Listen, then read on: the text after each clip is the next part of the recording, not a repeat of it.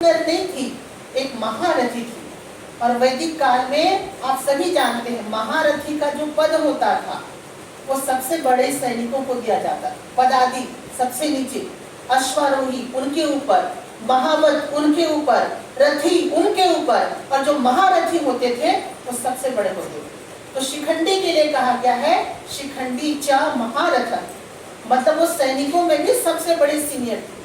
तो ऐसी व्यवस्था, ऐसा अवसर और ऐसा उपलब्धि एक ट्रांसजेंडर और किन्नर व्यक्ति ने महाभारत काल में पाया था। महाभारत में कौन कथा मिलती है?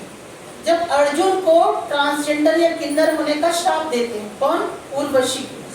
तो अर्जुन जब वो किन्नर बन जाते हैं श्रापवश, तो वो कहीं पे भीख मांगने नहीं जाते, कि कहीं पे तबला ढोलक लेके बधाई मांगने नहीं जाते, कि कहीं पे दूसरे काम नहीं करते, बल्कि हम सभी जानते हैं कि जब अर्जुन को किन्नर होने का श्राप मिलता है तो वो विराट नगर की राजकुमारी को संगीत की शिक्षा देते हैं, गायन की शिक्षा देते हैं, वादन की शिक्षा देते हैं और नृत्य की शिक्षा देते हैं। तो ये बताता है कि महाभारत कालीन भारत में, महाभारत कालीन इतिहास में एक ट्रांसजेंडर व्यक्ति को भी, किन्नर व्यक्ति को भी संगीत शिक्षक का पद दिया जाता था।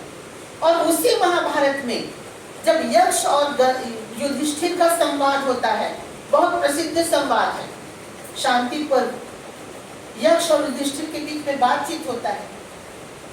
तो उस समय युधिष्ठिर कहते हैं कि 5 उपदेवता है, और उन 5 उपदेवताओं में कौन है? यक्ष, गंधर्व और किन्नर। किन्नरों को भी उपदेवताओं की संज्ञा दी गई। तो ऐसी तो थी हमारी संस्कृति, ऐसा तो था हमारा विरासत, और ऐसी तो थी इस भारतीय अस्मिता और भारत की जो सांस्कृतिक ताना बाना कि ट्रांसजेंडर और किन्नर व्यक्ति को भी देवदूत कहा जाता था, उनको भी देवता कहा जाता था। जहाँ भी उनके जैसे ग्रंथ लिखे जाते थे, उन ग्रंथों में भी एक पात्र किन्नर समुदाय का मिलता था, चाहे रामायण हो चाहे महाभारत हो। और विष्णु पुराण में तो लिखा गया है कि यद पथे किन्नरं दृष्ट्वा पुनर्बाधा न विद्यते, कि जिस रास्ते पर आप किसी किन्नर को जाते देख लो तो आपके जीवन से, लाइफ से परेशानियां चली जाएंगी। व्यक्तिगत रूप से मैं इन बातों को नहीं मानती, और पुराणों में ये जो लिखा है केवल ये बताता है कि कैसे समाज को मोटिवेट किया गया, कैसे समाज को मोबिलाइज किया गया, कैसे समाज को संदेश दिया गया, कैसे समाज को शिक्षा दी गई कि भैया किन्नर व्यक्ति का भी आपको आदर करना है, ट्रांसजेंडर व्यक्ति का भी आपको आदर करना है। और आदर सामान्य तरीके से नहीं, उस आदर की सीमा को उन्होंने देवताओं तक पहुंचाया कि यद पथे किन्नरं दृष्ट्वा पुनर्बाधा न विद्यते।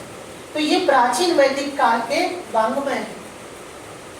उसके बाद हम 1500 ईसा पूर्व से लेके 500 ईसा पूर्व की बात करें, तो 1000 ईसा पूर्व से लेके 500 ईसा पूर्व, जब खासकर अजात शत्रु का समय था, उस समय के आसपास अजात शत्रु ने द्वितीय बौद्ध संगति का आयोजन कराया। और उस समय एक बड़ा धर्म था बौद्ध धर्म, जिसकी स्थापना महात्मा बुद्ध ने किया। तो अजात शत्रु ने जब द्वितीय बौद्ध संगति का आयोजन कराया तो उन्होंने 3 पुस्तकों की ड्राफ्टिंग की। पहला है विनय पिटक, सूत्र पिटक और अधिधम्म पिटक। इन तीनों पिटकों की ड्राफ्टिंग अजात शत्रु ने कराया। आपको जानकर आश्चर्य होगा कि 500 ईसा पूर्व के इन तीनों पुस्तकों में किन्नरों और ट्रांसजेंडर और उभयलिंगी व्यक्तियों के बारे में लिखा गया है कि महिला और पुरुष के साथ साथ ट्रांसजेंडर या किन्नर व्यक्तियों के लिए भी समाज को काम करना चाहिए। ये तीनों पीठकों में लिखा गया है, जो 500 ईसा पूर्व की पुस्तकें हैं। तो ये मौर्य काल की बात। और मौर्य के बाद हम यदि गुप्त पीरियड की बात करें तो गुप्त काल में आप देखिए एक पुस्तक लिखा गया जिसका नाम था कामसूत्र। और कामसूत्र बहुत विश्व प्रसिद्ध पुस्तक है, क्योंकि कामसूत्र में एक स्त्री और पुरुष के यौन व्यवहारों के बारे में बताया गया कि स्त्री पुरुष कैसे सेक्सुअल बिहेवियर में या सेक्स में इन्वॉल्व होते हैं। आपको जानकर आश्चर्य होगा कि कामसूत्र जो गुप्त काल में लिखा गया, कामसूत्र का जो अध्याय 15 है, वो किन्नरों के सेक्सुअल बिहेवियर के बारे में बताना है। सोचिए कितनी जागरूकता, कितनी अवेयरनेस।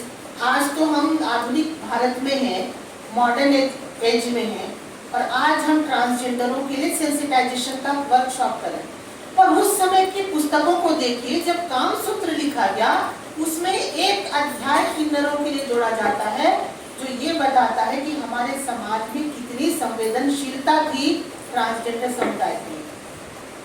और न केवल कामसूत्र, बल्कि उस समय के जितने भी मंदिर बने, चाहे कोणार्क का सूर्य मंदिर ले लीजिए, चाहे भोरमदेव का मंदिर ले लीजिए, चाहे खजुराहो का मंदिर ले लीजिए, चाहे केरल का पद्मनाभन मंदिर ले लीजिए, आप इन मंदिरों में जाइए।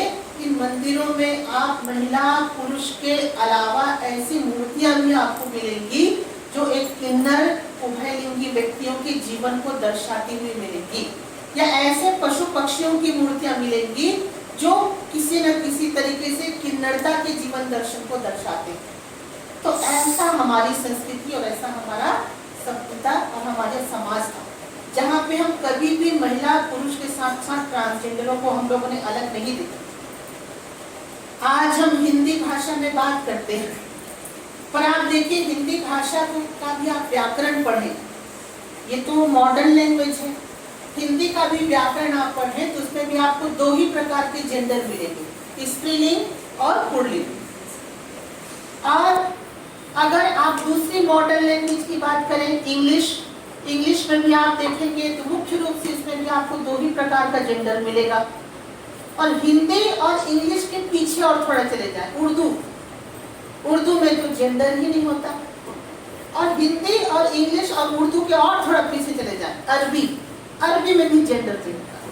तो ये सारी जो भाषाएं हैं 18वीं शताब्दी के बाद में डेवलप हुई भाषाएं, या 17वीं शताब्दी की भाषाएं।